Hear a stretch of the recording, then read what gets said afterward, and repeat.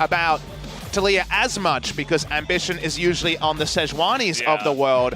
And Fly, if you're blind picking mid lane Taliyah, something like a LeBlanc is going to be deadly into that matchup. And you know what else just got buffed a little bit is a little bit of Olaf, which is pretty decent into the Taliyah. Maybe you say, oh, we saw them into going into that first pick Taliyah. It's very, very predictable. We take away the Varus. There's no Ashe to fall back upon. We also get the good pick of Shen. And then we keep that third pick a mystery until the end. Surprising to see the Varus priority so high. Actually seeing it here on patch 8.15 when a lot of champions in the marksman role are definitely powerful for different reasons. Xayah Rakan is open here. We've also been informed that Gen.G skins are available today. Turned out on 8.14 they weren't available in the Korean tournament realm. So are we going to see Ruler and CoreJJ play the Lovers bot lane after all?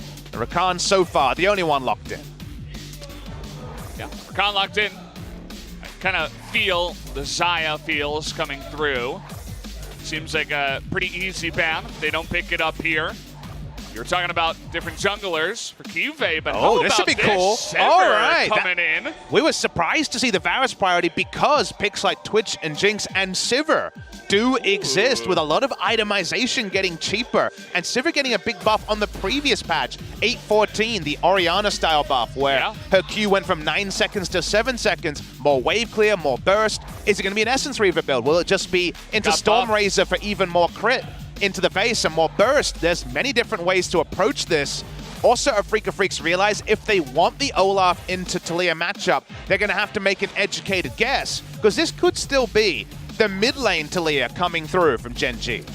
Yeah, I mean, you were mentioning that before, but haven't seen the mid lane Taliyah in quite a bit. We'll have to see if Ambition wants to step up. I'm sure all the top tier junglers know how to play that Taliyah, but you take a look at the LeBlanc ban and you begin to second guess. There are other matchups that work into Taliyah, but LeBlanc is one you don't want to pilot. The Azir also is one of those other ones that you would consider, but it's very interesting. LeBlanc coverage bans are going to be very common on this patch because things like Azir and Taliyah can't really lane into it. But first pick Taliyah when you don't have a jungler recognized for as much Taliyah. Ambition plays it in solo queue, but hasn't played at the highest level. Does hamstring you a little bit. The Orianna ban comes out, Afreeca leaving their options open. Here we do see the GP ban to start thinking out the top lane pool, but the Gnar, of course, CuVee, very famous for that Gnar, is available. Yeah, and you see the Orianna ban as well. It seems like Afreeca's not buying into their mid lane Taliyah just yet, but we're going to find out right now. Swain is also going to be picked up here.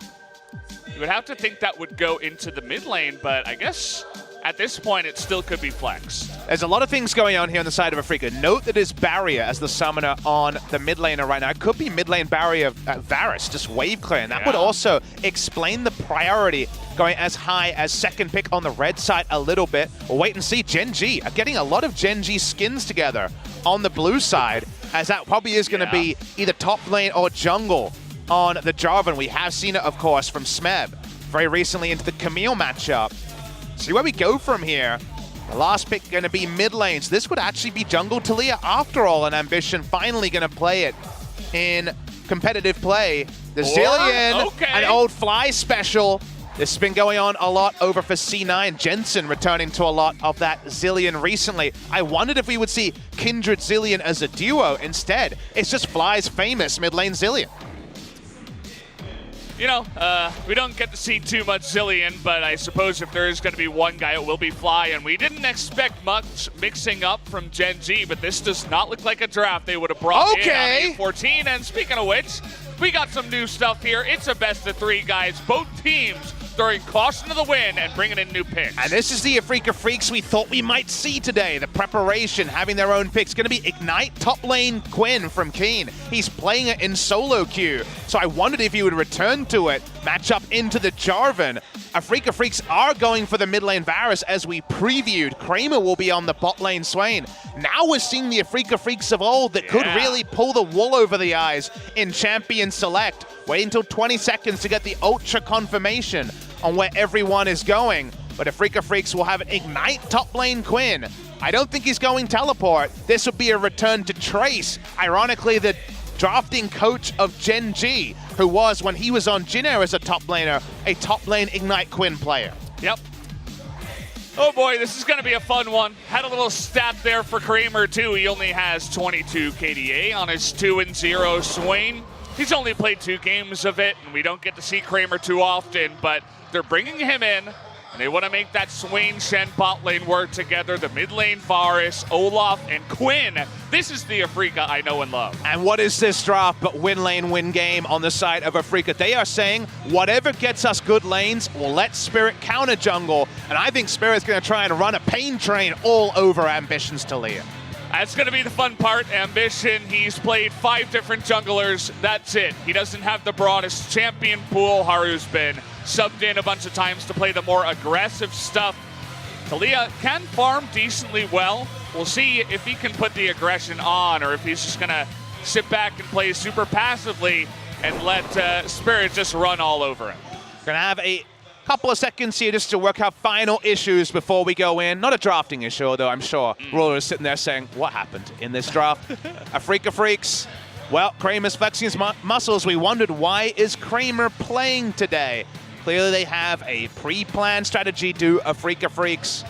This team with such a big drop after Rift Rivals. Go into the details there, but haven't looked like the same team since they were the ones selected by the Korean coaches to be that last representative in Game 5. Of course, could not get the victory over RNG, and it seemed to really take a toll on individual players. Some of Tusin's performances post-Rift Rivals were on the wane. Their recent series look better, but how much can you draw over a victory over MVP? Seems like a sound issue, by the way, is just to update you guys, but let's get all those issues done, and then let's get to a fun Game 1, because if this is Game 1, I don't even know what Game 2 could possibly provide. Well, they're bringing it out here in Game 1. We all know what it's like when it's a best of 3, there's playoffs on the line, and you lose Game 1. You never want that to happen, so they're going to come out swinging, both teams, for Game 1 to try to get ahead.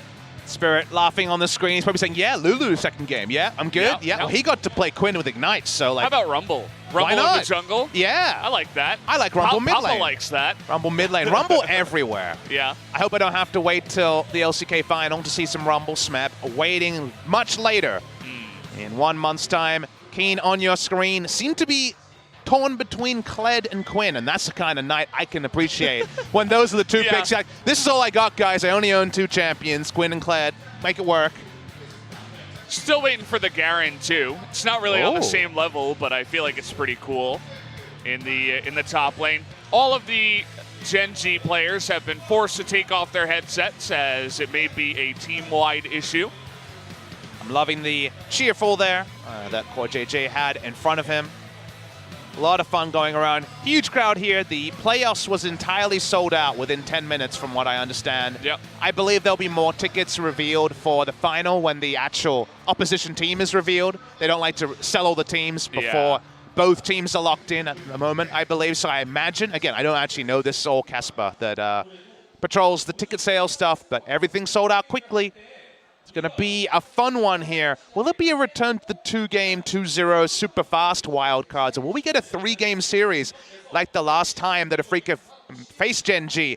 That was 3-game victories on the blue side. Afreeca Freecs picking up a very narrow win, 2-1. Well, guys, we got the information. It's no time for delaying anymore. There are no more issues. It has been solved. So it looks like we're just about ready to jump into game number 1. This should be very close. Yep. Definitely what we're expecting is the 2-1 victory for either side. Where's that countdown, Valdez? I'm waiting for it. Waiting for it. Looks like it's here, guys. Yeah. So let's jump into game number 1. Gen.G up against the Afreeca Freecs.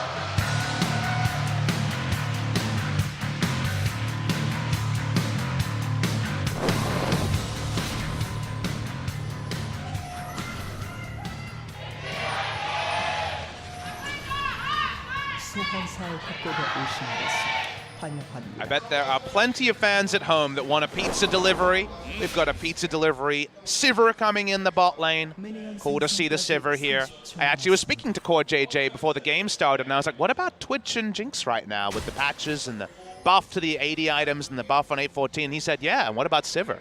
And well, turns out he wasn't fibbing. He was believing in the Sivir, but Sivir is only the second most interesting thing we see. We do get Ignite top lane Quinn. Speaking of Ignite top lane Quinn. Oh boy, they didn't expect the Shen from the Baron pit. CuVee gonna be forced to flash here at level 1 before the festivities even begin.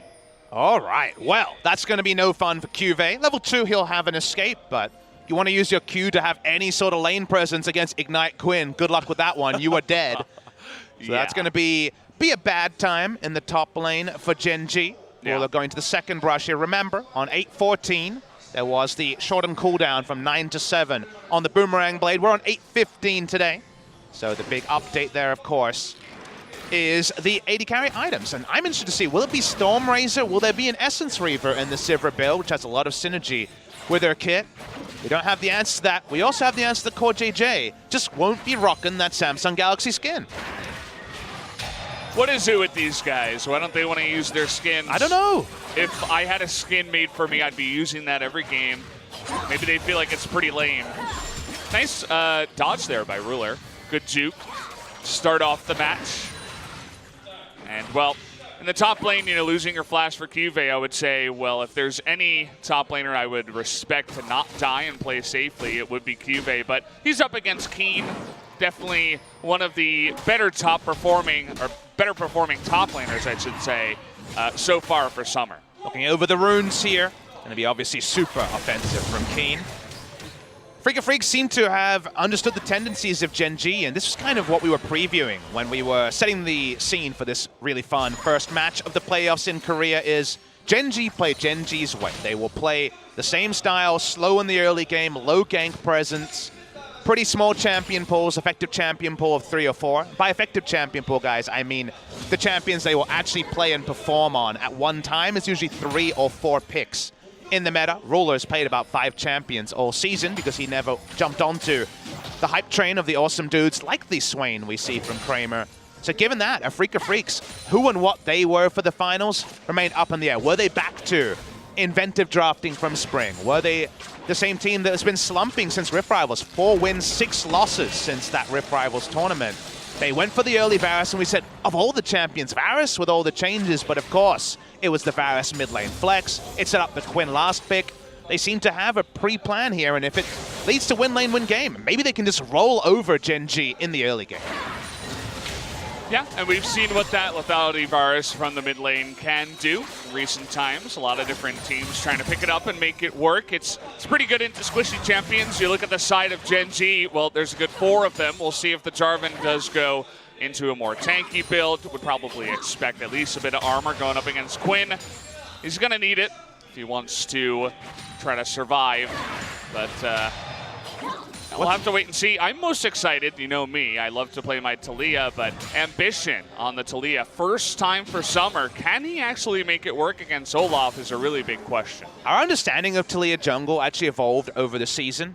The pick obviously didn't see much play because it was banned so frequently, but what I'm trying to say is, at the start you're like, man, it has to be Peanut and Umti, the really mechanical young junglers that'll play the Taliyah and get value, but by the end, some of our best Taliyah players were Score and Tarzan, you know, more of the pathing junglers, just because Taliyah rolls up and her implied burst range is so high that if you path well as Taliyah and she's already quick to begin with, you just force no-go zones for the enemy, get buffs, steal away things, and then the game just ends in your advantage. So if Ambition can find that, that can be big, but Ambition really is a farmer. He really does stay on his own side, and that's why Spirit shouldn't be surprised to find Ambition at his Grom.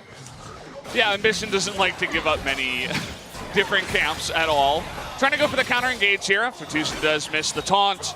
So far it has just been Ruler and CoreJJ getting ahead down in the bottom side. It's kind of what you would expect early game up against the Shen, the melee support, and the Swain. But that's good news for Ambition. He comes in. He doesn't clear that control ward, though, so they see him going up to the top side.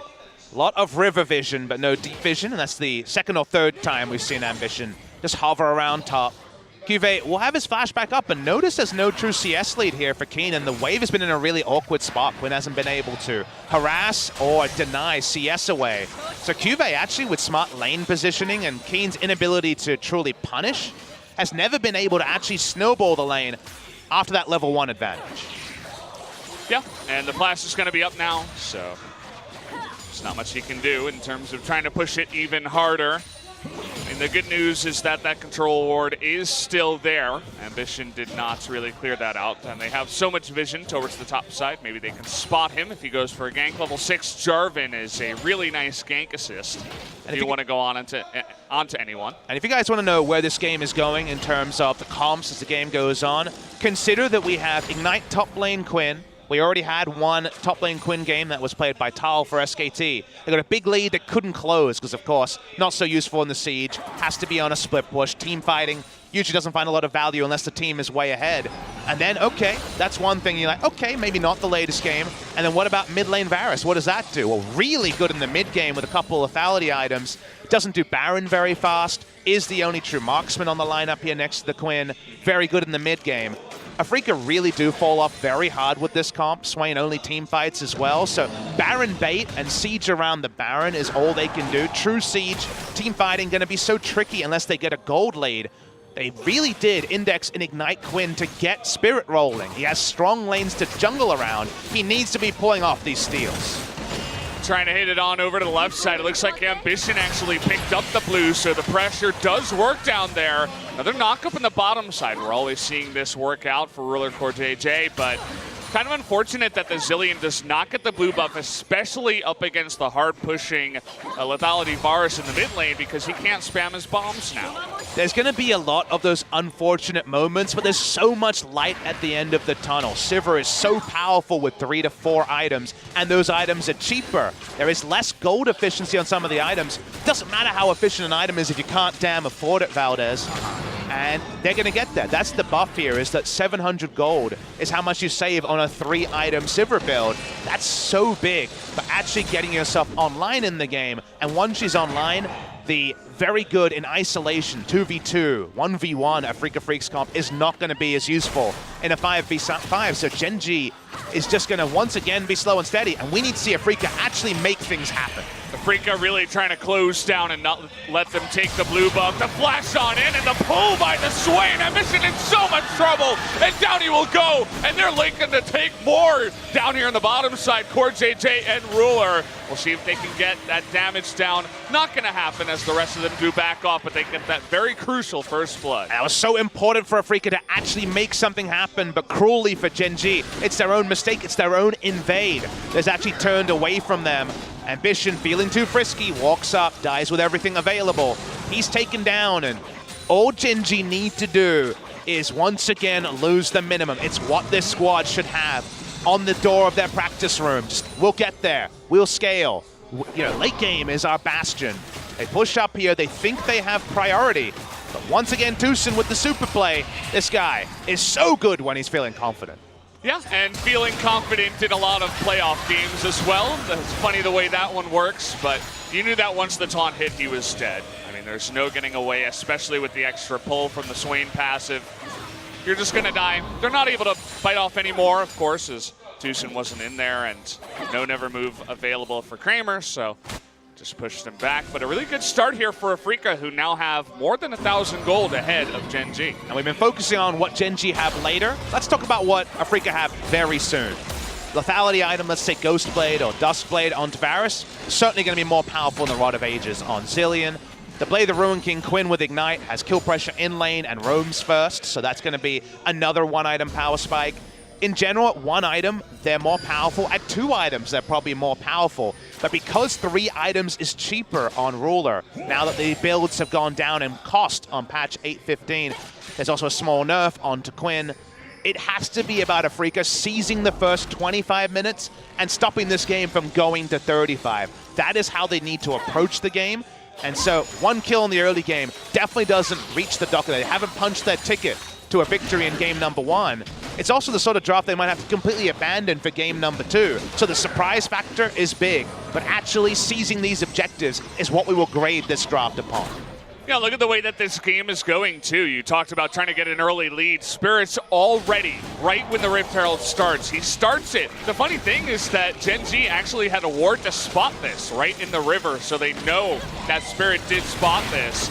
Trying to get the scuttle now here is Ambition, and he will, but he smites, so they're thinking about going for an engage, actually, as Ambition, he does have his flash, but here's the Quinn, and look at first damage. Ambition has nowhere to go. And unfortunately, he's going to be 0-2 already. Kramer going to do the zoning job that Swain always does. Looks like the Rift Herald also should go to Afreeca. Ends up being a 2-for-1 special. The Rift Herald stayed leashed the entire time, Valdez. Wow. Kuro doing a lot of damage mid lane. It's a good matchup for Varus into the Zilean, especially as you mentioned earlier with the blue buff being contested.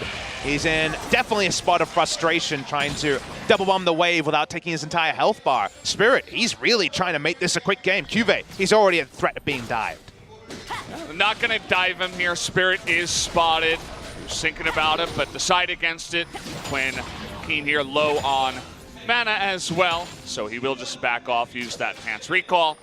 I'm going to be curious to see where he decides to push in terms of a lane. Will he try to go mid, where already the Varus has a gigantic lead, or maybe try to help out one of the other lanes here? I think he should just battle ward. So far, they've been killing Taliyah basically every time they can, as Tusin will skip out here. You know, Tusin with no flash, that should have been a very easy engage, but they kind of messed that one up, honestly. We've seen CoreJJ and Ruler be so clean and so good at winning their matchups, but so far it has not been the case. And when you're Gen.G, you know, you're not happy that you're in 4th place, but you look at your schedule and say, wait, we have the good matchup into King Zone. We beat them in both round robins. This best of 5, we're feeling great about. King Zone is huge Afreeca Freecs fans today because they have traditionally always beaten Afreeca and KT. They would love to play Afreeca in the best of 5 and not Gen.G. But Gen.G, you know, some of those executions a little bit off. They had to take the Taliyah. It was open at first pick. Ended up going jungle for Ambition, and right now he's kind of playing it in terms of spacing like a Sejuani or a tank and being taken down a couple of times. Gen.G, if you just lose to a Quinn top lane and then another creative draw from Afreeca, you're going to feel like you've been cheated out of the playoffs. But it's fast becoming a reality here unless they can find their footing in this game. It's going to be a rough one. You would like to just go as far as possible so you have a good position in the Worlds qualifier, but Gen.G so far has not been impressing here in game number 1.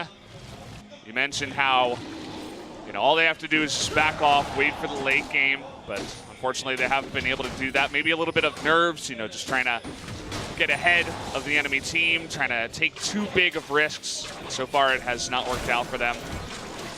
Look at Spirit waiting for Ambition to just come on in here. Ambition already 0-2. Still has his flash, by the way. Has not been able to use that one. It's been seized upon a couple of times, creative gank while they got the Rift Herald. Kiin's going to have lane pressure. He's got a red buff, so good luck with that one, CuVee. CuVee's actually done really, really well in this lane. He started with no flash, and is down 20-odd CS against a red buff Quinn. So, yep, absolutely, you'll take it. Draft definitely being punished, though. Gen.G, the Jarvan didn't work out. The Taliyah first pick, waiting to see if we can find some later value. Spirits pop the Predator. They know that Ambition is here. He walked over a ward. Easy dodge from the seismic shove as he is in vision. Just scaring him a little bit. Kiin is already looking scary, by the way, with his Blade of the Rune King red buff. You're mentioning his lane presence, but I wonder when he's going to start affecting other lanes. Maybe try to make his way down towards the bottom side. Here's that Rift Herald mid lane. Fly takes a big burst. Won't be able to take this with one charge. Yeah, but the bottom lane here from Afreeca is going to group up. Lucky on the turn there from the Rift Herald, but it doesn't matter. Kiin gets the first roam. CuVee's like, do I go back? What do I do? Do I push? And he's not there, and that means that Afreeca are going to accelerate this game. And this is what we wanted to see from Afreeca with this drop. This is what Ignite Quinn does. In lane, you have Ignite, so every top laner who's ever played solo rank knows what that means. You're always afraid to take the same trades. You be confident your damage calculation now needs to be 300 or 400 damage increased biased because of that Ignite range, and then the roaming shoes are on, comes mid lane first, out-rotates teleport most of the time unless you're teleporting really early. So the advantage top lane does spill into the mid lane. Suddenly the Zilean is going to have the minions push all the way into the inner turret. Things starting to go away from Gen.G, and it's not all been about Afreeca. It's been their own misplays and Afreeca's smart plays. And now represent a 2,600 gold lead from Afreeca. Work not done. They need to keep it up. Yep. Keep the aggression on, and do not let this Sivir scale. He's going to have a Zilean in his back pocket. Even if the Taliyah does die and get behind a little bit, is still going to be very powerful eventually. Jarvan with a nice engage alongside Rakan. You don't want to make a mistake in the mid lane after not accelerating the game and then just die to one engage into Baron and then somehow Gen.G come back and win. So Afreeca, they know what they're doing. They're a very smart team, right? I'm sure their coach identified this in the draft and told them exactly how they need to play this game. Unfortunately, though, for Afreeca, I can't use the same boilerplate points. The big thing for them when we were trying to explain them to new viewers in LCK Spring Final was, this is the drafting team. They're amazing at it. They've had some really bad drafts since Rift Rivals. They've been out of sync. They've had individual members who were MVP candidates fall away, as Kiin is just being Quinn in the top side. They've been so smart in the draft, is what I would say. In this game, they've returned to that, but I can't give them the full benefit of the doubt because Afreeca have been way more up and down. Consider their match score compared to spring season, just so much lower. They lost an extra 3 best-of-3s this season. They lost so many more games. It's been a pretty woeful season for Afreeca Freecs, but this is the return to form that vindicates them being in the top 5. It's the playoffs, you know? They just barely got in. You mentioned before that with the help of KT, they were able to make it over Life. And here they are, up against a really strong team. All the other teams ahead of them were 13-5, and it's kind of just like the Elite Four for them, basically. They got to fight through every single super strong team that we have left available here in Korea. And I love that analogy because there was 4. There were 4 teams at 13-5, same match score. Afreeca Freecs, imagine them not being one of those teams. Amazing, given they were second place in spring, but they're trying to show that those 18 best-of-3s mean something. A victory today, being clutch, means oh so much more. Here's another early objective. If Gen.G get anything on the map, a Drake, a Baron, anything like that is huge against the run of play. No Baron spawning just yet, even a turret. Given the strength of the lanes in top and mid, and at this point, Kramer has 5 points in his in his Q, so can control the lane on the Swain as well. There should be no free lunges, so much standing gold. All Gen.G can say is, man, if we get a Baron, there's going to be such a big Baron power play, because we'll have nothing. We'll only have the Baron. It's going to be a fun one here. We'll see if Gen.G can hold on by their bootstraps and somehow make their way into the late game. Is Stormrazor onto the Quinn. Stormrazor and the Executioner's calling for lane. Okay, Predator onto Ambition. Yep. And by the way, it's a submarine, but it's above ground. They're going to get Ambition again.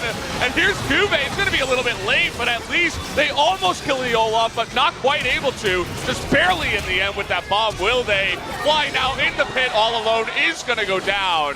They do get an extra kill, 2 for 1 for now. Now Kiin pushing forward. Tusin has that red buff, misses the taunt. Trying to dive under the turret, and Swain is so good at this. Where can they go? They're just gonna die under the turret. Ruler goes down. The taunt comes in on a CoreJJ. Not gonna be able to take him out. Somehow Kiin died too. Kiin took tower aggro on the dives, goes down. It's only a 3 for 2. It's not as one-sided as you might imagine. They'll desperately want this mid lane turret, but I don't know if Kramer and Tusin can kill it fast enough, and CoreJJ is actually gonna stick around to stop that turret going down. First look, it looked like it was going to be Afreeca blowing open the game. Not as much as you might think. Kiin just, he's getting excited. He's not a KT fan, but he's just having a good game, a fun one, I would say, on the Quinn. Bit of an unfortunate play, and as you mentioned, yeah, the bot turret is not going to go down, so in the end, just the 1 extra kill, it's not going to accelerate as fast as we thought. Well, Spirit wanted to accelerate the game. He says, I've got Predator. It doesn't matter if I'm a level under. What is Ambition to do? He still has his flash, by the way. He's going to have it all game. Saving it for game 2, maybe. I don't understand. There's nowhere really to flash against the Olaf this time, so I can't really complain. Eventually, they need flashes just to kill Fly. They're desperate. You can tell Afreeca Freecs know the same thing as we do. We need to win this game soon. We need to win this game before the enemy team comp is ready for team fights. That's why they go for the dive. Kramer can start the turret dive up. Kramer goes in. Kiin eventually takes aggro and falls down to the last shot. They weren't able to get any more even after Tusin taunted them. The Swain is still slow, you know. We're not looking at a Spellbinder anytime soon for Kramer down on the bottom side. Still working on his Zhonyas. Might have it now after that last fight, but let's take a look at some of the damage from that last one. The Quinn actually on top, but you can see already that the Sivir is holding up her end of the fight. Again, fights that we say Quinn can't team fight, and that is true. But a team fight is defined as a 5v5 when Gen.G are ready to go. In that case, if they're in an ARAM in the mid lane, Quinn's like, I don't have anywhere to dive into. But it ends up being multiple skirmishes when you're ahead, when you've got the mid lane turret down, when you have a vision advantage, and you can just roam first from top lane with speed. That's not a fight. That's not a team fight. That's very much the sort of area where a Quinn can skirmish to win. That's what happens commonly in the early to mid game phase, and that's why Kiin is still on the road. Still looking to put pressure in the bottom side is what you would notice. He did his job in the top, pushed that one in, got one of the first turrets, but roams down here. Predator available, Spirit uses it, but look at the wave clear actually. Zilean Sivir. It's not a Azir Sivir, but it is also very, very strong, especially with that Sivir component. Zilean ult has such questionable valuable this early in the game. Eventually, Ruler just can go in alone, and the Zilean ult can be used there. Again, compared to Jensen, who loves to pair it with a Kindred, who has so many different things she can do with the Lamb's Respite and also the Chrono Shift. There isn't that synergy in this game, and of course they're behind, so it's very unlikely to work. It doesn't work so well against Varus either, because he pokes for a third of most people's health. And against that sort of burst range, you don't get a lot of value out of Zilean. A lot of people won't know this, but Fly was on the Zilean hype train before Jensen or anyone else in 2016 when KT Rolster were in that 2 HP famous game against Rox Tigers in the final. That was when he was known for his Zilean play all through the 2016 season. And returning to it here, again, doesn't fit as cleanly because I'm not as big of a fan of the draft around it, and Afreeca Freecs with the Quinn last pick really threw a wench into the works. Wanted something that could split push well, but also group up with the team fast. We saw the Kled hover as well. Definitely brings some thoughts into the minds of Gen.G. What are we going to be facing as the game does go on? Gotta be scared about the Quinn pick if you lose to it, but even a Kled later on is definitely going to be scary. And well, the game has slowed down a little bit after the clearing down in the bottom side. That is going to favor Gen.G. Just waiting it out, and they got Sivir down on the bottom line, just farming it up so far, so pretty good. And again, why is that? Well, the easy objectives, Brendan, they're starting to go down, Valdez. There's only one turret left, and Sivir is patrolling that one.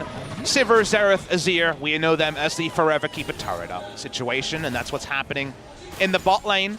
And that means when they eventually do that last 300 health to the bot lane turret, the game's going to be at 25, and that's where Afreeca will really feel like they need to get the next thing. The next thing, the inner turrets, the Baron, they're much harder than the opening objectives. Getting value out of Quinn will get more and more tricky as she walks through Warded Brush.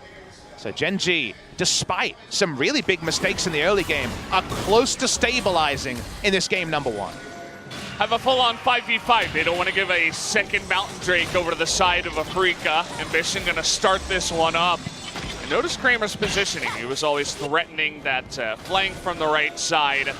Spirit and Kuro doing a good job of keeping all the vision available. Afreeca are just so good about closing out all the vision around objectives. Look at how many control wards. They're slowly pressing forward. There was one on the blasting plant above them. They move it into the bush ahead. Just trying to win that vision war so far. Not confident enough to start the Mountain Drake first. They want to poke at Ambition, and well, that's what the mid lane Varus is for. The poke is good, and look in the mid lane also. Kiin pushing in the wave, getting a bit of damage onto CuVee. Afreeca can do multiple things at once. They have globals, they have speed. Gen.G cannot defend multiple objectives against this Afreeca comp this early. They will lose the Mountain Drake. Really well played passes of play there from Afreeca, just controlling the vision, using the Varus composition. The Swain, even from behind, always threatening. Nets them a second Mountain Drake with the third one on the way.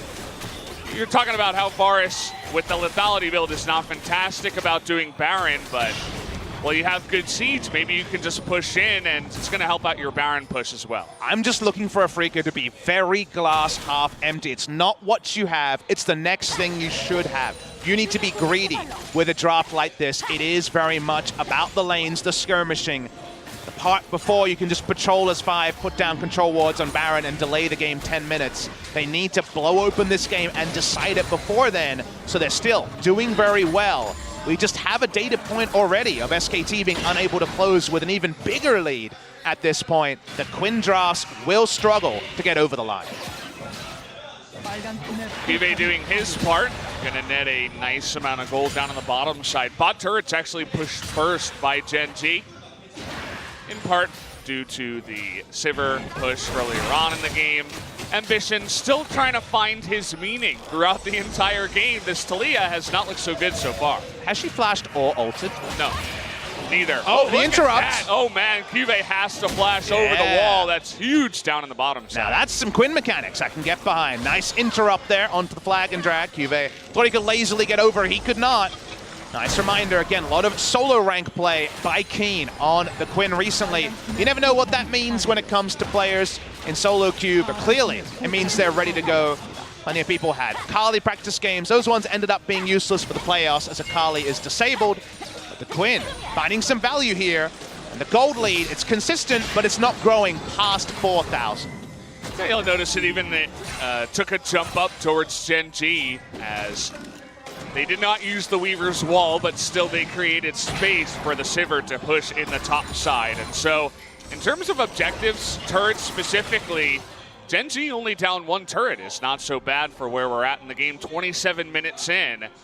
So they should be happy about that. The Sivir looking down the barrel of her third item at 2.5 right now. You have to wonder, when is the tide of this game going to eventually turn to Gen.G? I think when there's that Infinity Edge there, consider the Ricochet crits onto Quinn. Even the Olaf is not very tanky. It's Hex Drinker and a Knight's Vow. Some win more options for the mid game, like we mentioned. That is when Ricochet accidentally kills people. So we're getting to that point. 4 items, not that far away. 3 items is close. 700 gold is the amount shaved off a 3-item build that starts with Storm Razor, goes into a Zeal item, and then ends with Infinity Edge. Very, very close to that is Ruler. Gen.G seeing the light at the end of the tunnel. What is Afreeca Freecs' next move to actually increase the pace of the game? A pick into Baron would be perfect, but we've seen that Gen.G is good at just playing extremely passive and saying, we're not going to get picked. Now, if they try to pressure at the Baron, they can get poked out by Kuro. We've already seen that. He's now level 16, with Kiin even level 17, the highest in the game so far. If Afreeca could get vision control of that upper river and poke them out, maybe that would be a good start. You know, it's a cool item that we do see from Kramer is his first look at Kiin, just do, okay. Look at that, he knows what's going on. Look at the burst too. No flash out of CuVee, should be an easy cleanup. Tries to dunk him, but it's not gonna work. He got dunked, Valdez. Oh boy, and look at Ambition, where's he at? Now the Olaf is just gonna loll all over his face. Finally flashes away. I say finally with just, man, he finally did it. It's good for him, but not good for Gen.G as now the Taliyah is pushed out of the fight. And Kiin is going to decide the game. He's got his Infinity Edge already. He seems to be on the hype train of getting these items while they're cheaper. Get them while they're hot, says Kiin. The Twin Shadows actually on Kramer for the catch we talked about. Kiin just caught himself. That was the thing he was able to do. He got his own solo catch. Yeah. Now they're on Baron.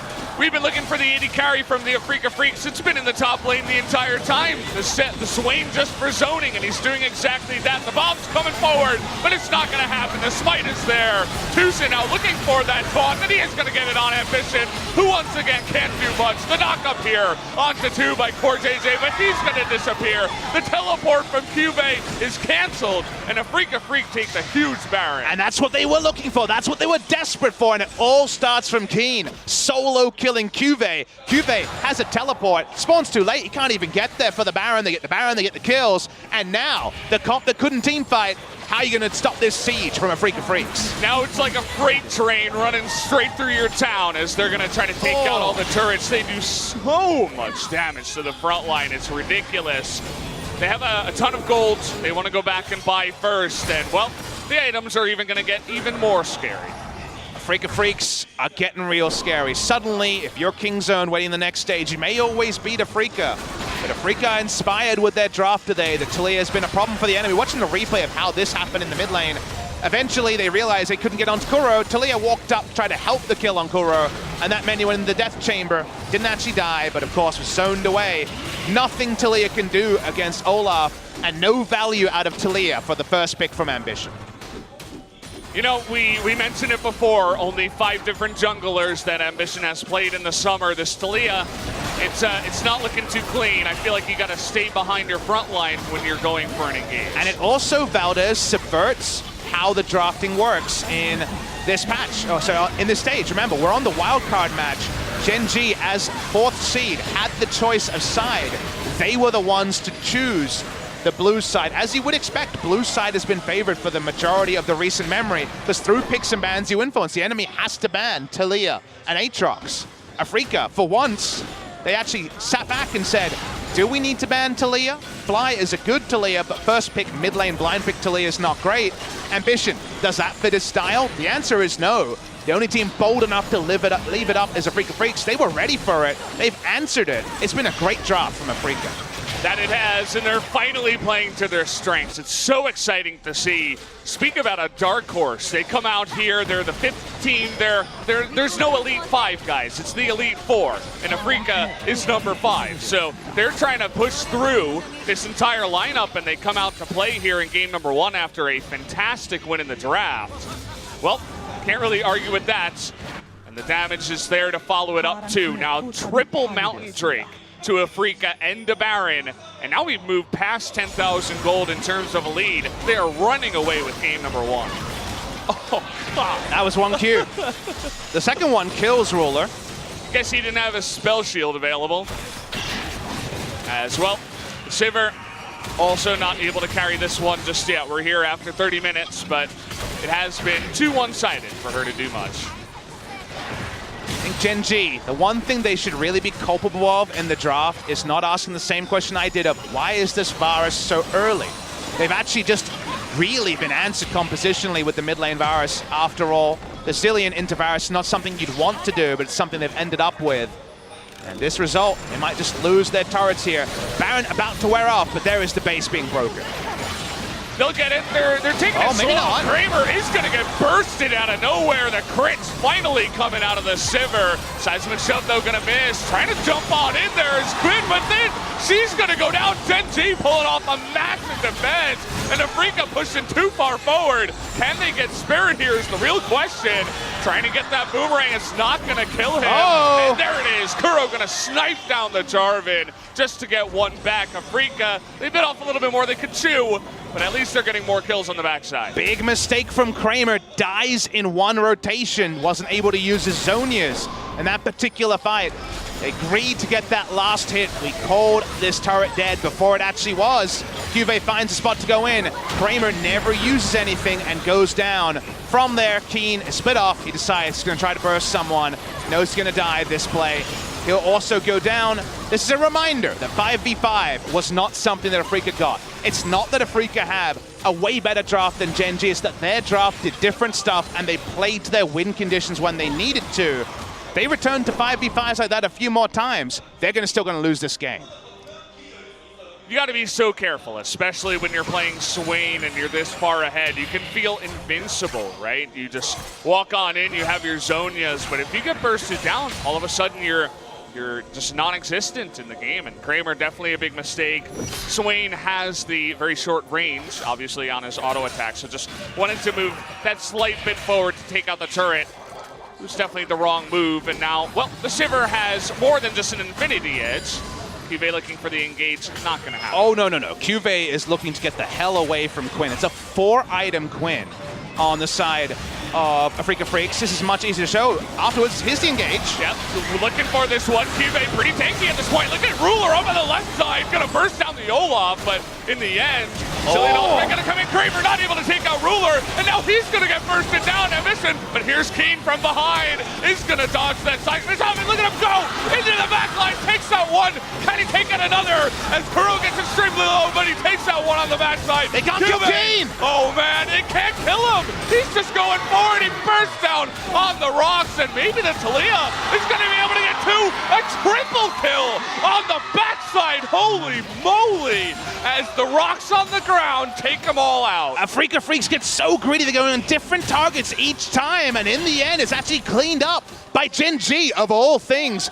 Afreeca Freecs, they have to be more decisive. If they keep going 50-50 in fights like this, there'll be 6 items on the damn Sivir. We're going to watch the replay. CuVee can't go bot lane because he doesn't have the items to 1v1 against the Quinn. That means that Afreeca are too far up as a 4-man squad. They get greedy jumping onto Ruler, and after the chrono shift, Ruler actually does more damage in this fight than he should. By the time Kiin gets there, he can fashion his 4-item Quinn. He might as well be a Sivir in what he can do in these fights. Ruler gets the extra damage, but still you're thinking, yes, Quinn's going to decide the game. Notice what happens at the end of the fight. He dashes jumping forward exactly over the rocks and gets killed by himself. In the end, Ambition's able to stabilize the fight. It should have been easier for Afreeca Freecs. They get a bit desperate for those final kills. The bloodlust is too damn strong, and this game will extend. Yeah, we mentioned we were questioning, why is Kramer coming out here instead of aiming? He plays the Swain, and he played it so well for 30 minutes, but 2 mistakes in a row. They really wanted to kill Ruler. He wasn't able to do it, as Ruler was on top of his flash. He's able to survive. And now this may not be Afreeca's game, as weird as it sounds, even though they're 9,000 gold ahead. We got a Sivir online, boys. And there's a reason why Gen.G drafts the way they do, because slow and steady, it will always have Baron impact and 5v5. Afreeca have tried to play around Gen.G's tendencies, but if Gen.G can fall back, get comfortable, they can win this game. A lot of it is going to be that assassination from Quinn, too. We got a lot of flashes down. CuVee gets the engage again, and the follow-up from Rakan. Can Sivir burst them down? The Rock's going to miss here from Ambition, but finally they do, and the top side is going to be routed as Kiin comes in from behind, but only gets the Zilean ultimate out of Ruler. And now they're going to be able to turn here as there's no more Varus. Gen.G never had the map control to make plays like this to force Afreeca into 5v5s, but after those last 2 losses they have, Kiin's going to take an inhibitor. The Baron should go to Gen.G. This is getting real interesting, too, because we got Spirit looking at the Elder Drake. Doesn't have enough burst to do it himself. He's going to start it, though. We'll have Quinn following up. Trying to interrupt. Gen.G, they're going to have to back first. They have to defend the base. They don't want to lose Nexus turrets. So that might be an inhibitor and Elder trade for the Baron. That's actually a really good call from Afreeca after they lost control over the Baron. They end up getting a 3-stack Elder and mid lane inhibitor. That's a win, if you think about it, because suddenly second Elder is a massive win condition in about 7 minutes time. Gen.G were able to make this game about what they wanted. They should never have had the choice. They should have been dictated to by Afreeca Freecs, but they can always have a go button. CuVee can't 1v1 the Quinn, but he can always initiate. If you're initiating on either the Quinn or the Varus, they're going to have a bad time. Zilean just presses chrono shift on Ruler, and then he might as well be that kindred that Cloud9 loved to play. He can frontline, he can do whatever he wants. Ruler is at almost 6 items. The Bloodthirst only going to help him in frontlining against Afreeca Freecs. He's going to need it, too. Will mitigate a lot of the poke from the Varus, too, and he's going to be a lot bigger in these team fights as the game does go later and later. And if you guys are Jarvan mains, I would recommend you check out that engage once again. He got the flag over it. It didn't even look like Kuro and Spirit knew they could be engaged from there. It was really good from CuVee. Let's talk about what the teams know right now. There's a new variable they could not have known pre-game that you have to imagine. It is 45% damage to turrets and minions Quinn at the moment. So, we already know that CuVee can't 1v1 the Quinn. Now we know the Quinn can look at a turret, decide it dies, and its death will be confirmed. How did Gen.G get over another minute of the Quinn just being able to end the game in 40 seconds? Definitely looking at, maybe 4-shotting a turret down on the bottom side. We'll see if Kiin has it. Look at what Spirit's doing, is going to follow him down just in case someone wants to try and stop him. Afreeca Freecs can't group as 4 like they have a couple of times and get engaged on by CuVee, but they can just try to get Kiin as much time as possible. All Spirit is being is a human ward to try to get Quinn onto this inhibitor. Yeah. See the vision control also that Quinn does have really helps in the split push here. Is able to spot the control ward coming on in. They do not push anymore. And yet with an implied double flame horizon, there will be a double flame horizon for Kiin very soon. Oh my God. He still can't out team fight a Jarvan with 3 items and a half. That's just what kits are. That's why tank tops, or in this case, utility tank tops, a fighter top, have always been more reliable than a Quinn, because Quinn can do many things, but not team fight. Gen.G want to make it about the 4, make it about the 5. CoreJJ, he's the human ward, and they do get the outer mid lane turret. They push in, they finally get something out of their Baron buff. Look at this, we are going to have a wall come down. It's not going to be very useful, as Ambition is going to miss. Well, his Taliyah, I feel like that has been the one weak point. Afreeca really testing the draft of and champion pool of ambition, and so far it's worked out. Nice wards, actually. Spotting the transition here of the Olaf and the Quinn, and smartly, Gen.G is staying away. Because of the defensive advantage of the inhibitor, you can't just go and take pot shots to the Quinn. Can't actually escape that way. We saw Tal in that SKT game be caught in that area because you take any damage. You take a CC, you can't remount, and then you are actually able to go down. So, Spirit's still here, the Quinn waiting. Buddy system is employed by Gen.G. Amusing that the buddy system has to be ruler in CuVee, but that's the sort of assignment you need to actually have threat onto the Quinn. If you want a fighter, you're going to need some damage. They have that in spades. The Guardian Angel was picked up by Kiin. He is 5 items currently. We'll see if he gets rid of those boots anytime soon.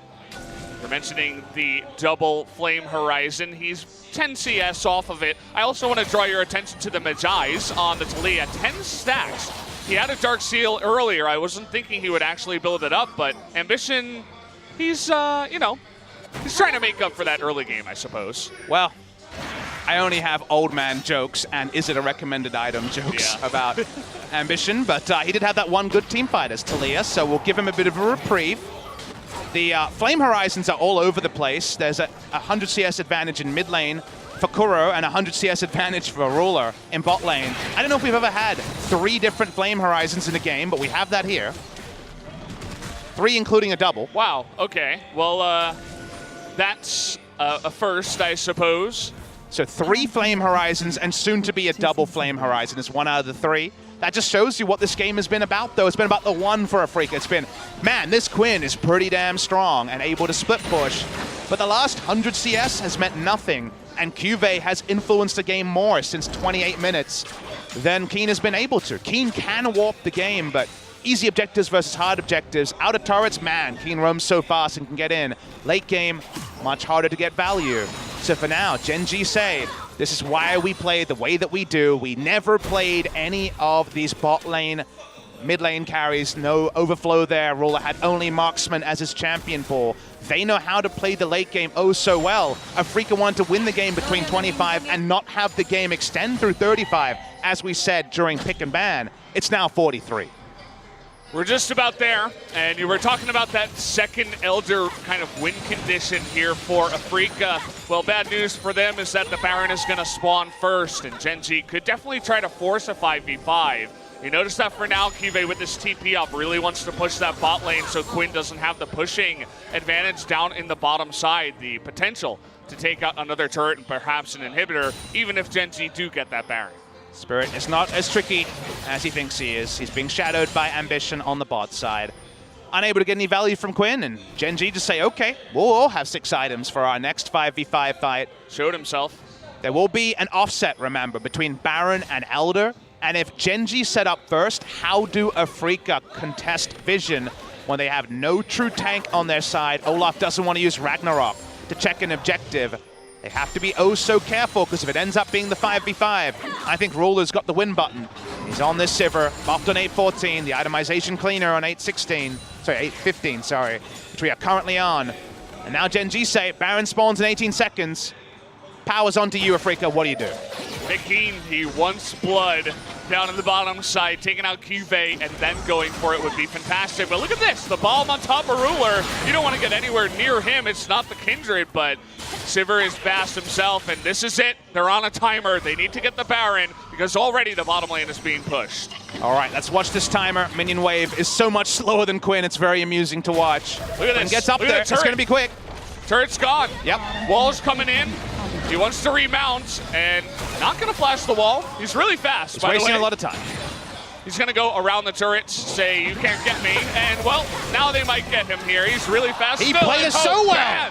He's going to get out of there so well. Kiin 1v2ing. Afreeca, unfortunately, of course, not able to take a Baron. But again, the Elder is about to come up. They get another turret. Afreeca playing it well. His Volt usage is so good. The interrupt earlier on the Flag and Drag and then getting out, waiting for the Cataclysm and knowing it. Beautiful stuff. It started off amusing. It ends with the PogChamp. And now Afreeca are more in position than Gen.G. Yeah. They're pushing out multiple waves. Ruler needs to stop killing people, but he just can't find anyone in range. Nobody can stop Quinn. They need to 2-1 him. But look at the top side. Kramer's able to push it to 1-3-1, and there's no Baron pressure. Even Spirit going to be able to win this one. Quinn keeps the Taliyah down, and look at the top turret. It is going to go down too. They want to collapse on a Kramer here, but he gets the perfect never move, and Afreeca get another objective. They can't get the inhibitor bot lane, but they get an inhibitor turret. Can they return to it? Look at this. This is the second Elder. Remember, Afreeca, with all those plays, bought enough time for there to be a trade, Valdez. Remember, they will offset those 1 minute between Baron and Elder, but in that 1 minute of Yakety Sax play from the Quinn, now the Elder is on the map. Gen.G aren't in position for it, and Afreeca getting a fresh shot, but what does it mean for the Elder trade? Elder Drake looking like it might go to the side of Gen.G, but Kiin looking to try to come from behind. Spirit not able to knock him up here. Spirit going to be delayed for now, but here he comes with the stone play. Can he get it? No! Ambition is going to be able to pick it up, but CuVee gets extremely low. And the top side, here's Kramer finally coming in. This is the team fight to decide. Kiin in the back line. He is going to get that damage down, and Ruler is going to go down, and down will go the bottom lane. Afreeca, they've done it. They win the team fight, lose the Elder, but it does not matter. They played this game so well. Can they push in? Fly trying to get out of there, and he will. He's the last hope here for Gen.G, but there's a huge freight train coming for their base. They should be able to end the game. They don't have a minion wave right now, and that is going to delay. Look at the death timers here, 40 seconds on anyone relevant. Surely it has to be now, Valdez. Surely it's Afreeca Freecs taking game number 1. Looks like it will be with Kiin in position. They have done it. What an incredibly high-level game we've had here tonight. Afreeca is able to win it here in the end. Still 20 seconds on even the next person, which is Rakan. And that's going to do it, guys. Game number 1 of this best of 3 is going to go to Afreeca. Big cheer from the crowd here at the Nexon Arena. That was such a tricky game for Afreeca to close out after CuVee made those big engages in the mid-game. And it looked like it was going to be just a good old honest 5v5 game that Gen.G always falls back on. But Kiin on the Quinn, justifying the last, but the Ignite Quinn won them the game. With the smooth moves around that bot lane inhibitor take that also delayed the Elder to actually be spawned. Yes, Gen.G got in position for it first, but they couldn't cover all their flanks because it wasn't the Baron they were setting up for the last 3 or 4 minutes. Ruler dies, so does Gen.G. It's been the story the entire summer season. And now Gen.G, who would have already been thinking about how they were favored against Kingzone in the next best of 5, may never get there. They have to win 2 in a row against Afreeca Freecs. Definitely going to be a big question, which side do you pick this time around? Definitely after seeing Ambition's Taliyah, I would not like to see that happen again. Afreeca, fantastic draft for game number 1, you would have to say. Let's take a look at this last fight as well. I think Gen.G's draft was strong, but they weren't in as much command of their draft as Afreeca and other teams that played this Taliyah draft were. I thought Ambition was weak in the early game. We got to the late game, and Kiin is just able to make this work. They have to kill Ruler at all costs. He's not actually taking aggro there, but a Q into a damn Comet that does so much damage. He goes down. There's no fallback when Ruler dies. Disappeared. The perfect flank as Kiin came in, disabled the Jarvan, took him out, comes behind the entire squishy back line. They had no more tank available. And wow, what a game there. Ambition, he's going to be thinking, and now a big question is, do we bring in Haru? Probably not, I would say. I think I would like to still see Ambition, but don't put him on Taliyah. Gen.G would always do that. Sub in Stitch and Wraith, even though Ruler and CoreJJ had a good game a couple of years ago. The issue I see is that all the practice they put in was not for this comp. It went away from